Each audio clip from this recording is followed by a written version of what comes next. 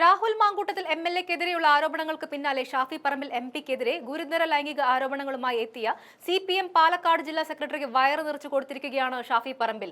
ഭംഗിയുള്ള സ്ത്രീകളെ കണ്ടാൽ ഷാഫി ഉടൻ ബംഗളൂരുവിലേക്ക് ട്രിപ്പ് വിളിക്കുമെന്നാണ് ജില്ലാ സെക്രട്ടറി EN സുരേഷ് ബാബു ആരോപിച്ചത്. ഇതോടെ സമനില നഷ്ടമായ ഷാഫി പാലക്കാട് സിപിഎമ്മിനെ എയറിൽ കയറ്റിയിരിക്കുകയാണ്.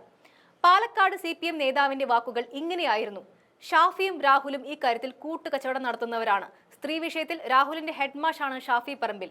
കോൺഗ്രസിലെ പല നേതാക്കളും രാഹുലിന്റെ അധ്യാപകരുമാണ്. ഇങ്ങനെ പോകുന്നു സുരേഷ് ബാബുവിന്റെ പരിഹാസം.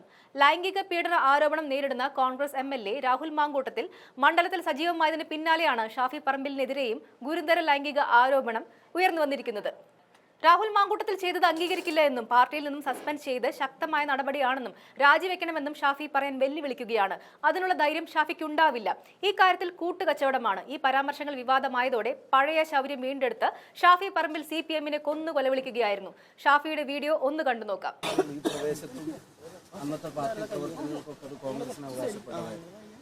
ഞാൻ KSUവിൻ്റെ പട്ടാമ്പി കോളേജിലെ തെരഞ്ഞെടുപ്പ് ജയിച്ച് ജില്ലാ സെക്രട്ടറിയായി പാലക്കാട് ജില്ലാ രാഷ്ട്രീയത്തിലേക്ക് കടന്നു വന്ന ആ സമയം തൊട്ട് ഇതുവരെയുള്ള സമയത്തെല്ലാം അദ്ദേഹത്തിൻ്റെ തെരഞ്ഞെടുപ്പ് പ്രവർത്തനങ്ങൾ, അല്ലാത്ത സംഘടനാ പ്രവർത്തനങ്ങളൊക്കെ ഞങ്ങളുടെയൊക്കെ പ്രവർത്തനങ്ങൾക്ക് താങ്ങും തണലുമായി നിന്നിരുന്ന ഒരാളായിരുന്നു. ജീവിതം മുഴുവൻ കോൺഗ്രസിന് വേണ്ടി ഉള്ളി വെച്ചിട്ടുള്ള ഒരാളാണ്. ഒരുപക്ഷെ വഹിച്ച പദവികൾ അദ്ദേഹം നൽകിയ കോൺട്രിബ്യൂഷൻസിന് കൃത്യമായി പറഞ്ഞോളണമെന്നില്ല. അദ്ദേഹം വഹിച്ച പദവികളെക്കാൾ അപ്പുറത്തേക്ക് കോൺട്രിബ്യൂഷൻസ് കോൺഗ്രസ് പാർട്ടിക്കും അതുവഴി ജനങ്ങൾക്കും കൊടുത്തിട്ടുള്ള നേതാവാണ്. ഉമ്മൻചാണ്ടി സാറും ഒക്കെ ഉൾപ്പെടെയുള്ള നേതൃത്വമായിട്ടുള്ള അടുത്ത ബന്ധം എല്ലാ കാലത്തും നിലനിർത്തിയ നേതാവാണ്. അദ്ദേഹത്തിൻ്റെ നിര്യാണം ആ കുടുംബത്തിന് തീരാ നഷ്ടമാണ്. പാർട്ടി പ്രവർത്തകർക്ക്, ഇവിടുത്തെ പാർട്ടി പ്രവർത്തകർക്കും അനാരോഗ്യം കൊണ്ട് ചില പ്രയാസങ്ങളൊക്കെ ഉണ്ടായിരുന്നെങ്കിൽ പോലും PJ എന്ന് പറയുമ്പോൾ ഇവിടുത്തെ പാർട്ടി പ്രവർത്തകർക്ക് ഇപ്പോഴും ഒരു ഇഷ്ടവും സ്നേഹവും ബഹുമാനവും ഒക്കെ ഉണ്ടായിരുന്ന നേതാവ്. അദ്ദേഹത്തിൻ്റെ ഓർമ്മകളുടെ മുന്നിൽ ആദരാഞ്ജലി അർപ്പിക്കുന്ന അദ്ദേഹത്തിൻ്റെ കുടുംബത്തിൻ്റെ ദുഃഖത്തിലും ഈ പ്രദേശത്തെയും ജില്ലയിലെയും സംസ്ഥാനത്തെയും പാർട്ടി പ്രവർത്തകരുടെ ദുഃഖവും ആദരവും അറിയിക്കുകയും ചെയ്തു.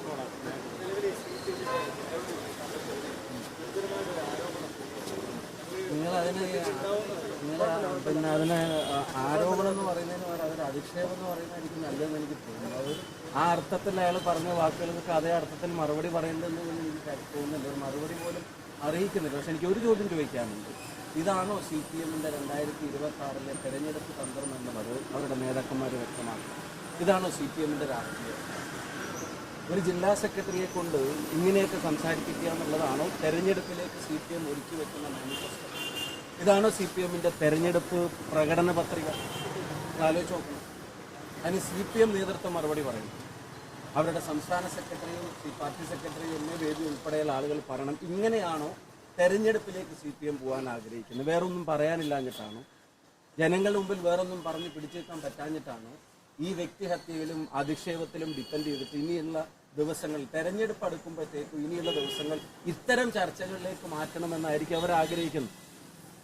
അപ്പൊ അതിന് അവർ വിലയിരുത്തിയിട്ട് ജനങ്ങളും വിലയിരുത്തിയിട്ട് അവരും വിലയിരുത്തട്ടെ. ഇതാണോ അവരുടെ പൊളിറ്റിക്സ്? ഇതാണോ അവരുടെ രാഷ്ട്രീയം? ഇതാണോ CPM 2026 കരുതി വെച്ചിരിക്കുന്ന തെരഞ്ഞെടുപ്പ് തന്ത്രം? ഇതാണോ എന്നുള്ളത് അവർ വ്യക്തമാക്കട്ടെ. ഇങ്ങനെ എന്തെങ്കിലും വിളിച്ചു പറയാം. അപ്പൊ ഞാൻ അതിന് പറഞ്ഞ വാചകങ്ങൾക്ക് അതേ അർത്ഥത്തിൽ മറുപടി പറയാൻ ഞാൻ ആഗ്രഹിക്കുന്നില്ല. പക്ഷെ ഈ ചോദ്യം ഞാൻ ചോദിക്കാൻ ആഗ്രഹിക്കുന്നു. കൃത്യമായ പൊളിറ്റിക്സ് പറഞ്ഞിട്ടും കൃത്യമായ ഗവൺമെന്റിന്റെ വീഴ്ചകൾ ചൂണ്ടിക്കാണിച്ചിട്ടും ഈ തെരഞ്ഞെടുപ്പിനെ നേരിടാനുള്ള ആർജവവും കെൽപ്പും ഞങ്ങൾക്കുണ്ട്. അതിൽ വ്യക്തിപരമായി തകർക്കാൻ ശ്രമിച്ചാലും രാഷ്ട്രീയമായി തകർക്കാൻ ശ്രമിച്ചാലും ഒക്കെ അവർക്ക് അവരുടെ ഒരു മെച്ചവും പറയാനില്ലാത്തതിന്റെ പ്രയാസങ്ങളിൽ നിന്നാണ് ഇതിനെ ഇങ്ങനെ ഈ പറയുന്ന അധിക്ഷേപങ്ങളുടെ രാഷ്ട്രീയം അതിങ്ങനെ മുറുകെ പിടിച്ചിട്ട് CPM മുന്നോട്ട് പോകുന്നത്. ഞാനിത് ഇപ്പൊ കുറച്ചായിട്ട് നിരന്തരം പലതരത്തിലുള്ള കാര്യങ്ങൾ നേരിടുക. ഈ പറയുന്ന ആളുകൾ ഉൾപ്പെടെ വർഗീയവാദിയാക്കാനാണ് ആദ്യം ശ്രമിച്ചത്. അതിനുള്ള വലിയ ശ്രമങ്ങൾ ഉണ്ടായിരുന്നു. ഇപ്പൊ അത് ഏശാഞ്ഞിട്ടാണ് വേറൊരു കാര്യം കൊണ്ട് വന്നിരിക്കുന്നത്. അപ്പൊ അതിനൊന്നും ആ വാക്കുകൊണ്ട് ഒരു മറുപടി അറിയിക്കുന്നില്ല. മറിച്ച് ഈ ചോദ്യം ഞാൻ ചോദിക്കുന്നു, ഇതാണോ CPM-ന്റെ രാഷ്ട്രീയം? CPM 2026 കരുതി വെച്ചിരിക്കുന്ന പൊളിറ്റിക്കൽ അവരുടെ രാഷ്ട്രീയ ടൂൾ എന്ന് പറയുന്നത്, പൊളിറ്റിക്കൽ ടൂൾ എന്ന് പറയുന്നത്, രാഷ്ട്രീയ തന്ത്രം ഇതെന്ന് പറയുന്നത് ഇതാണോ എന്നുള്ളത് ചോദിക്കാൻ ആഗ്രഹിക്കുന്നു.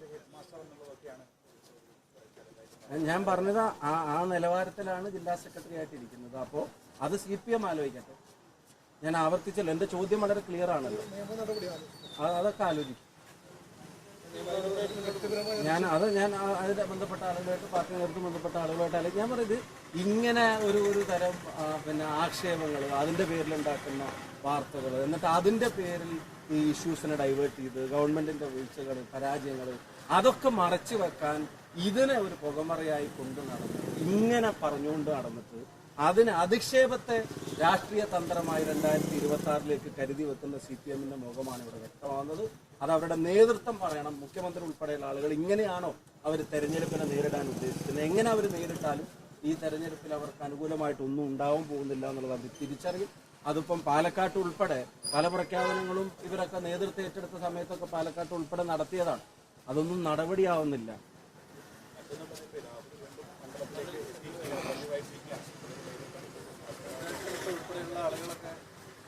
ഇല്ല, അപ്പൊ അതിന് അദ്ദേഹം MLA ആയിട്ട് പറഞ്ഞിട്ടുണ്ടല്ലോ. അപ്പൊ അത് അയാൾ വരണോ വേണ്ടോ അസംബ്ലി പോകണോ വേണ്ടെന്ന് അയാൾക്ക് തീരുമാനിക്കാമെന്ന് KPC പ്രസിഡന്റ് നേരത്തെ പറഞ്ഞിട്ടുണ്ട്. അതിൽ കൂടുതൽ ഇപ്പൊ ഞാൻ വേറെ അഭിപ്രായം അതിനകത്ത് പറയേണ്ടതുണ്ട്. KPC പ്രസിഡന്റ് പറഞ്ഞിട്ടുണ്ട്.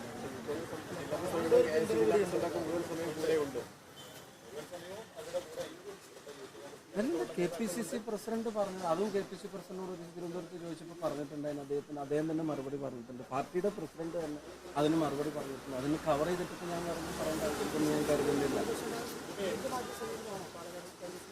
അതിൽ പ്രതിപക്ഷ നേതാവ് പറഞ്ഞിട്ടുണ്ട് ഇത് പിന്നെ എല്ലാവരും കൂടെ പിന്നെ ഒറ്റക്കെട്ടായിട്ട് എടുത്ത തീരുമാനങ്ങളാണെന്ന് പ്രതിപക്ഷ നേതാവ് പറഞ്ഞിട്ടുണ്ട്. അപ്പോൾ അതിൻ്റെ ഇടയിൽ വേറെ പിന്നെ സംശയങ്ങൾ ഉണ്ടാക്കാൻ ഇന്ന് അദ്ദേഹം ആദ്യം പ്രവർത്തകരെ കണ്ടപ്പോൾ പിന്നെ അദ്ദേഹം പറഞ്ഞത് വേറെ ഡൗട്ട്സ് പിന്നെ അതിനകത്ത് ക്ലിയർ ചെയ്യേണ്ട കാര്യമില്ല.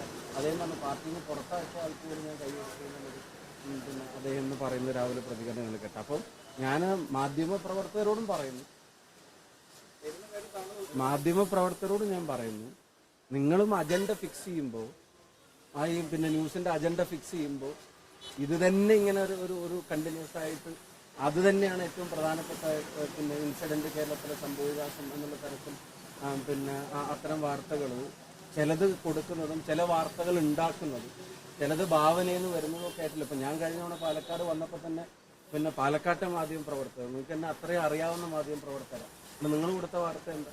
ഞാൻ ചന്ദ്രേട്ടൻ്റെ വീട്ടിൽ പോയി ഗ്രൂപ്പ് യോഗം ചേർന്ന് ചന്ദ്രേട്ടൻ പിന്നെ എവിടെ നിന്നിരുന്നപ്പോൾ മൂകാംബിക നിൽക്കുന്ന സമയത്ത് നിങ്ങൾ വാർത്ത എന്നിട്ട് അതിനെപ്പറ്റി ചോദിച്ചപ്പോൾ ചില മാധ്യമപ്രവർത്തകർ പറഞ്ഞ അത്രയും കൺഫേംഡ് സോഴ്സാണ് എന്ന് വെച്ചാൽ ഞാൻ പോയിട്ടേ ഇല്ലാത്ത സ്ഥലത്തെ സംബന്ധിച്ച് ഞാൻ നേരിട്ട് പറഞ്ഞു ഞാൻ ആ ഭാഗത്തേ പോയിട്ടില്ല എന്ന് നേരിട്ട് പറഞ്ഞിട്ട് അദ്ദേഹം അവിടെ ഇല്ല എന്ന് പറഞ്ഞിട്ടും കൺഫേംഡ് സോഴ്സാണെന്ന് പറഞ്ഞിട്ട് നിങ്ങൾ വാർത്ത കൊടുക്കും. അത്തരം ഭാവനകളിൽ നിന്നുള്ള വാർത്ത കൊടുക്കലും നിർത്തണം എന്നുള്ളൊരു അഭ്യർത്ഥനയാണ് ഞാൻ പറഞ്ഞത്. KPCC പ്രസിഡന്റ് അതിനകത്ത് മറുപടി പറഞ്ഞു, പ്രതിപക്ഷ നേതാവ് അതിനകത്ത് മറുപടി പറഞ്ഞു. അതാ ഞാൻ പറഞ്ഞത്. KPC പ്രസിഡന്റിനോട് നിങ്ങൾ തിരുവനന്തപുരത്ത് ചോദിച്ചപ്പോൾ അദ്ദേഹം പറഞ്ഞ മറുപടി നിങ്ങൾക്ക് ഓർമ്മയില്ല, എനിക്ക് ഓർമ്മയുണ്ട്. മാധ്യമപ്രവർത്തകർ ചോദിച്ചപ്പോൾ പറഞ്ഞ മറുപടി എനിക്ക് ഓർമ്മയുണ്ട്. അല്ല, അതാ ഞാൻ ചോദിക്കുന്നത്. അതെങ്ങനെ? അപ്പൊ ഞാൻ ചോദിക്കുന്നത് നിങ്ങൾ എന്താ ഉദ്ദേശിക്കുന്നത്? നിങ്ങൾ എന്താ ഉദ്ദേശിക്കുന്നത്? ഞാൻ ചോദിക്കുന്നത് അല്ല, എന്റെ ചോദ്യം ഇപ്പൊ നിങ്ങൾ കുറെ ചോദ്യം എന്നോട് ചോദിച്ചല്ലോ. നിങ്ങൾ എന്താ ഉദ്ദേശിക്കുന്നത്? നിങ്ങൾ എന്താ ഉദ്ദേശിക്കുന്നത്? പിന്നെ ഇനി ഒരാളും മിണ്ടാൻ പാടില്ല, ഇനി ഒരാളും അടുത്ത് പോകാൻ പാടില്ല എന്നാണോ നിങ്ങൾ ഉദ്ദേശിക്കുന്നത്? അപ്പൊ അതിനുള്ള മറുപടി ഞാൻ പറഞ്ഞു. ആ ചോദ്യത്തിനുള്ള മറുപടി KPC പ്രസിഡന്റ് പറഞ്ഞു കഴിഞ്ഞതാണ്. പിന്നെയും നിങ്ങൾ ആവർത്തിച്ച് ഇതന്നെ പറഞ്ഞുകൊണ്ടിരിക്കുന്നതിന്റെ നിങ്ങളുടെ പിന്നെ കാരണം എന്ന് പറയുന്നത് ഇതിലെ വാർത്തകളിലേക്ക് നിങ്ങളുടെ വാർത്താ സ്പേസിനെ കൊണ്ടുപോകാന്നുള്ളതാണ്. അതല്ലാതെ ഒരുപാട് കാര്യങ്ങൾ നടക്കുന്നുണ്ട്. അതുകൊണ്ട് KPC പ്രസിഡന്റ് പറഞ്ഞതിൽ കൂടുതൽ ഞാൻ ഈ കാര്യത്തിലേക്ക് മുമ്പ് പ്രതികരിച്ചിട്ടുള്ളതാണ്. ഞാൻ വളരെ ക്ലിയർ ആയിട്ട് തന്നെ പറഞ്ഞിട്ടുള്ളതാണ്. KPC പ്രസിഡന്റ് പറഞ്ഞതിൽ കൂടുതൽ ഒരു വാക്കും ഞാൻ അതിൽ കൂടുതലോ കുറവോ പറയാൻ ആഗ്രഹിക്കുന്നില്ല എന്നുള്ളത്. പിന്നെ ഇനിയിപ്പോ ഞാൻ പറഞ്ഞ എന്താ? അപ്പൊ എന്നോട് ചോദിച്ചാൽ ഞാൻ പറഞ്ഞ പിന്നെ അതാണ് വാർത്ത. ഇപ്പൊ ഞാൻ നേരത്തെ പറഞ്ഞതിന്റെ എക്സ്പ്ലനേഷനോ അതിന്റെ ബാക്കി കാര്യങ്ങളൊന്നുമല്ല. അപ്പൊ പിന്നെ ഇതാണ് വാർത്ത. പിന്നെ അതിന്റെ കൂടെ വാർത്താ സ്പേസും പോവുക. അപ്പൊ അതിന്റെ പിന്നാലെ തന്നെ ഇങ്ങനെ നിൽക്കാൻ ഞങ്ങളും ആഗ്രഹിക്കുന്നില്ല. മറ്റു വിഷയങ്ങളുണ്ട്, ഗവൺമെന്റിനെതിരായിട്ടുള്ള ചെയ്തികളുണ്ട്. രാഹുൽ ഗാന്ധി പിന്നെ നടത്തുന്ന പോരാട്ടത്തിന് പിന്തുണയുണ്ട്. അത് കോൺഗ്രസ് സിഗ്നേച്ചർ ക്യാമ്പയിൻ നടത്തുന്നു. കോൺഗ്രസ് കേൾക്കാൻ പോലും പറ്റുന്നില്ല അല്ലെ? കോൺഗ്രസ് എല്ലാ വീടുകളിലേക്കും അതുമായിട്ട് എത്തുന്നുണ്ട്. രാഹുൽ ഗാന്ധി ഒരു പക്ഷേ പിന്നെ ഈ വോട്ട് ചോരിയുമായിട്ട് ബന്ധപ്പെട്ട് കേരളത്തിലേക്ക് എത്തിയേക്കാമെന്നുൾപ്പെടെയുള്ള തീരുമാനങ്ങൾ നേതൃത്വം എടുക്കാൻ പോകുന്നുണ്ട്. അപ്പം ഞങ്ങളുടെ അജണ്ടകൾ ക്ലിയറാണ്. ഈ ഗവൺമെന്റിന്റെ പോലീസ് നയങ്ങളിലെ വീഴ്ചകളുണ്ട്, അതിനെതിരായിട്ടുള്ള സമരങ്ങൾ നടക്കുന്നുണ്ട്. വലിയ സമരങ്ങൾ, പ്രതിഷേധങ്ങൾ, ഗവൺമെന്റിന്റെ വീഴ്ചകളിലെ പ്രക്ഷോഭങ്ങൾ, സംഘടനാ പരിപാടികൾ, തെരഞ്ഞെടുപ്പ് മുന്നൊരുക്കങ്ങൾ, അതൊക്കെ ഞങ്ങൾ നടത്തിക്കൊണ്ടിരിക്കുന്നുണ്ട്. അതിനകത്ത് ഒരു വശത്ത് CPM അവരുടെ അധിക്ഷേപ പരമ്പര കൊണ്ട് അതിനെ മറച്ചു വെക്കാൻ ശ്രമിക്കുന്നു. നിങ്ങളാണെങ്കിൽ അതിൽ എന്തെങ്കിലും ഒരു വാക്കോ വഴി കിട്ടിയിട്ട് അത് നിങ്ങളുടെ ഭാവനയും കൂടെ ചേർത്തിട്ടുള്ള പല വാർത്തകളും ഇന്നിപ്പോ പിന്നെ യൂത്ത് കോൺഗ്രസ് പിന്നെ പ്രസിഡന്റ്ഷിപ്പിനെ പറ്റി പോലും ഇന്ന് രാവിലെ വാർത്തകൾ അങ്ങ് വരികയാണ്. പാർട്ടി എടുക്കാത്ത തീരുമാനം അല്ലെങ്കിൽ പാർട്ടി ആലോചിച്ചതോ ആലോചിക്കാത്തതോ ആയിട്ടുള്ള തീരുമാനങ്ങളൊക്കെ നിങ്ങളുടെ ചില ചാനൽ സ്ഥാനാർത്ഥി പ്രഖ്യാപനം പോലും നടത്തിയായിരുന്നു. കോൺഗ്രസിന്റെ കുറച്ച് സ്ഥാനാർത്ഥികളെ വരെ പ്രഖ്യാപനം നടത്തുമ്പോൾ കുറച്ച് പാർട്ടി കാര്യങ്ങളൊക്കെ ചെയ്യാനും തീരുമാനിക്കാനുള്ള ഒരു സ്പേസ് ഞങ്ങൾക്ക് തന്നെ വിട്ടുതരണം. സംസ്ഥാന പ്രസിഡന്റ് ഇല്ലാതെ അത് സമയം അത് യൂത്ത് കോൺഗ്രസ് പ്രസിഡന്റ് ഇപ്പൊ രാജിവെച്ചതുകൊണ്ടാണ് ഇപ്പൊ സംസ്ഥാന പ്രസിഡന്റ് ഇല്ലാത്തത്. പുതിയ പ്രസിഡന്റിനെ മതിയായ ചർച്ചകളിലൂടെ IYC നേതൃത്വം അത് കണ്ടെത്തും. അതിന്റെ തീരുമാനം പ്രഖ്യാപനം ഉണ്ടാവും.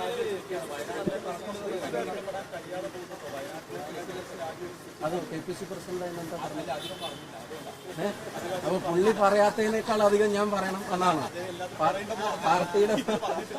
പാർട്ടിയുടെ പ്രസിഡന്റിന്റെ പ്രതികരണത്തെക്കാൾ കൂടുതൽ പുള്ളി അധികം പറയാത്തത് കൊണ്ട് ഞാൻ പറയണമെന്നല്ല. മറ്റേ തന്നെ വീണ്ടും അതന്നെ ഞാൻ പറഞ്ഞല്ല. അതിനുള്ള മറുപടി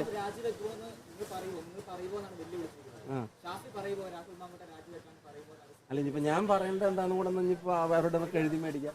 ഞാൻ അവര് കോൺഗ്രസ് പൊളിറ്റിക്സ് എന്ത് വേണമെന്നുള്ള തീരുമാനിക്കാനുള്ള സ്വാതന്ത്ര്യം ഞങ്ങൾക്ക് കിട്ടുന്നു. അത് ഞങ്ങൾ തീരുമാനിച്ചോളാം. അതിപ്പോ പാർട്ടിയുടെ ഔദ്യോഗിക സ്ഥാനങ്ങൾ ഇരിക്കുന്ന ആളുകളെ സ്വീകരിച്ചാണ് ഞാൻ ഇത്ര നേരമൊക്കെ പറഞ്ഞതാണ്. ഞാൻ പറഞ്ഞു അതിൽ KPCC പ്രസിഡന്റ് പറഞ്ഞതിനേക്കാൾ കൂടുതൽ വേറൊന്നും എനിക്ക് പറയാനില്ല. അതിൽ കുറഞ്ഞും ഞാനൊന്നും പറയാൻ ആഗ്രഹിക്കുന്നില്ല. ഞാൻ കണ്ടില്ല. ഞാൻ പറഞ്ഞു നിങ്ങൾക്ക് ഇനിയിപ്പോ അതിലൊരു വാർത്ത ഇന്ന് ഉണ്ടാക്കണം. ഞാനിത് പറഞ്ഞു നിങ്ങൾക്കൊരാഗ്രഹം ഇനിയിപ്പോ ഇന്നത്തെ മറ്റെല്ലാ കാര്യങ്ങളും വെച്ചിട്ട് പിന്നെ നിങ്ങൾക്ക് അതിലൊരു വാർത്ത ഉണ്ടാക്കണം. നിങ്ങൾ സസ്പെൻഷന്റെ ഒക്കെ പിന്നെ ഡെഫിനിഷൻ നിങ്ങൾ എന്താ ഉദ്ദേശിക്കുന്നത് എനിക്ക് അറിഞ്ഞൂടാ. പാർട്ടി തീരുമാനം പാർട്ടി പ്രസിഡന്റ് പറഞ്ഞിട്ടുണ്ട്. അതിനനുസരിച്ച് കാര്യങ്ങൾ മുന്നോട്ട് പോകും. എങ്ങനെ അടിത്തട്ടിലും മേൽത്തട്ടിലുമുള്ള തർക്കമാണോ? എന്തൊരു ആവേശം നോക്കി. അങ്ങനെ അതിനകത്ത് പിന്നെ യോഗ്യരായിട്ടുള്ള ഒന്നിൽ കൂടുതൽ ആളുകൾ ഉണ്ടാവുമ്പോൾ അതിൽ നിന്നൊരാളെ കണ്ടെത്താൻ മതിയായിട്ടുള്ള കൺസൾട്ടേഷൻ വേണ്ടി വരും, മതിയായിട്ടുള്ള ആലോചന വേണ്ടി വരും. ഇതൊരു അൺഫോർസീൻ ഇവന്റ് ആണ്. യൂത്ത് കോൺഗ്രസ് പ്രസിഡന്റ് ഇപ്പൊ പെട്ടെന്നൊരു രാജി ആരും പ്രതീക്ഷിച്ചതല്ല. പെട്ടെന്നുണ്ടായിട്ടുള്ള ഒരു തീരുമാനപ്രകാരം അദ്ദേഹവും പാർട്ടിയും ഒരു തീരുമാനമെടുത്തു, അങ്ങനെ വന്നു. അപ്പൊ അതിന്റെ ശേഷമുള്ള ആളെ കണ്ടെത്താൻ ഒരു കൺസൾട്ടേഷൻ വേണ്ടി വരും. കാരണം അതൊരു പ്രോസസ്സിലൂടെ വന്ന ഒരു പ്രക്രിയയിലൂടെ വന്നിട്ടുള്ള യൂത്ത് കോൺഗ്രസ് പ്രസിഡന്റാണ്. അപ്പൊ അതിന്റെ ശേഷം അടുത്ത ആളെ കണ്ടെത്താൻ ഞങ്ങൾക്കൊരു കൺസൾട്ടേഷൻ വേണ്ടി വരുമല്ലോ. ഞങ്ങൾക്കത് വിവിധ തലങ്ങളിൽ ആലോചിക്കേണ്ടി വരും. IYC തലങ്ങളിലെ തീരുമാനങ്ങൾ അറിയേണ്ടി വരും. ഇവിടെ പാർട്ടി നേതൃത്വമായിട്ട് കൺസൾട്ട് ചെയ്യേണ്ടി വരും. അത് ചെയ്യും. പക്ഷെ അതേസമയം തന്നെ അവരവരുടെ സംഘടനാ പരിപാടികൾ പിന്നെ നിർത്തിവെച്ചിട്ട് എല്ലാവരും തന്നെ പ്രസിഡന്റ് വരട്ടെ എന്നുകൊണ്ട് വീട്ടിലിരിക്കുകയല്ല. ഇവിടെ ഇപ്പോൾ പാലക്കാടിന്റെ പോലീസ് അതിക്രമത്തിനെതിരെ നിങ്ങൾ പറയുന്ന പാലക്കാട് 5 DYSP ഓഫീസ് മാർച്ച് പിന്നെ യൂത്ത് കോൺഗ്രസിന്റെ നേതൃത്വത്തിൽ, ജില്ലാ കമ്മിറ്റിയുടെ നേതൃത്വത്തിൽ നടക്കുകയാണ്. കഴിഞ്ഞ ദിവസം ഈ മരണം കാരണം ഇവിടുത്തെ മാറ്റിവെച്ചു. ബാക്കി സ്ഥലങ്ങളിലൊക്കെ മാർച്ച് നടക്കുക. സംസ്ഥാനത്ത് ക്ലിഫ് ഹൗസിലേക്കും സെക്രട്ടേറിയറ്റിലേക്കും നടന്ന യൂത്ത് കോൺഗ്രസ് മാർച്ച്, അതിൽ പ്രിയപ്പെട്ട യൂത്ത് കോൺഗ്രസ് സഹപ്രവർത്തകർ ജയിലിൽ പോയി. അവർക്ക് ഇന്നലെ മിനിഞ്ഞാന്നാണ് അവർക്ക് ജാമ്യം കിട്ടിയത്. അത്രയും ദിവസം അവരെ പിന്നെ തുറങ്കലടക്കാനാണ് പോലീസ് ശ്രമിച്ചത്. അവര് സമരരംഗത്തുണ്ട്, അവര് സേവന രംഗത്തുണ്ട്. സംഘടനാ പ്രവർത്തനം കെട്ടിക്കുട്ടി എടുത്തു വെച്ചിട്ടുണ്ടെങ്കിൽ പ്രസിഡന്റ് വന്നിട്ട് പുറത്തിറങ്ങുള്ളൂ പറഞ്ഞിട്ട് അവരിയ്ക്കുകയല്ല. അതിന്റെ കീ പോസ്റ്റിലേക്കുള്ള ആളെ അധികം വൈകാതെ തന്നെ പാർട്ടി തീരുമാനിക്കും, യൂത്ത് കോൺഗ്രസ് തീരുമാനിക്കും. അത് പാർട്ടിയല്ല, യൂത്ത് കോൺഗ്രസ് തീരുമാനിക്കേണ്ടത്, IYC തീരുമാനിക്കും. അതിനനുസരിച്ചിട്ടുള്ള കാര്യങ്ങൾ മുന്നോട്ട് പോകും. അതേസമയം പാർട്ടിയുടെ ഒക്കെ സംഘടനാ കാര്യങ്ങളും യൂത്ത് കോൺഗ്രസിന്റെ സംഘടനാ കാര്യങ്ങളും അത് കൃത്യമായിട്ട് നടന്നു പോകുന്നുണ്ട്. അതിന് പ്രസിഡന്റും അധികം വരും. വല്ലാണ്ട് വിഷമിക്കേണ്ട. അടിത്തട്ടിലും മേൽത്തട്ടിലും എന്നുള്ള പ്രയാസം ആലോചിച്ചിട്ട് പ്രയാസപ്പെടേണ്ട. അടുത്തത് പൊതുവേ പറച്ചിലില്ല. താങ്കൾക്ക് അങ്ങനെ തോന്നിയിട്ടുണ്ടെങ്കിൽ അത് തെറ്റിദ്ധാരണ. കയ്യിലിരിക്കുന്ന എന്നിട്ടും കേട്ടോ. അപ്പൊ ഇത് ഞാൻ പറഞ്ഞത് പിന്നെ ഇത് ഞാൻ പറഞ്ഞു, ഇത് നിങ്ങളുടെ ഭാവന ശീതയുദ്ധം. ഇപ്പൊ എവിടെ തൊട്ട് തുടങ്ങി എവിടെ എത്തി? ശീതയുദ്ധത്തിലെത്തി. നിങ്ങൾ ആലോചിക്കേണ്ടതാണ്. ഇവിടുത്തെ മുഖ്യധാരാ ചാനലുകൾ ഉൾപ്പെടെ ഇത്തരം കാര്യങ്ങൾ വാർത്ത കൊടുക്കുന്ന ശൈലി ഒരു തരത്തിലുള്ള റിയാലിറ്റി ചെക്ക് നടത്താതെ ആ മൊമെന്ററി ആയിട്ടുള്ള വാർത്തകൾ നിങ്ങൾ ക്രിയേറ്റ് ചെയ്യണം. വാർത്ത കൊടുക്കുക എന്ന് പോലും ഞാൻ പറയില്ല, വാർത്ത സൃഷ്ടിക്കുക. ഞാൻ നേരിട്ട് അനുഭവിച്ച പാലക്കാട്ടെ സന്ദർശനമായിട്ട് ബന്ധപ്പെട്ട്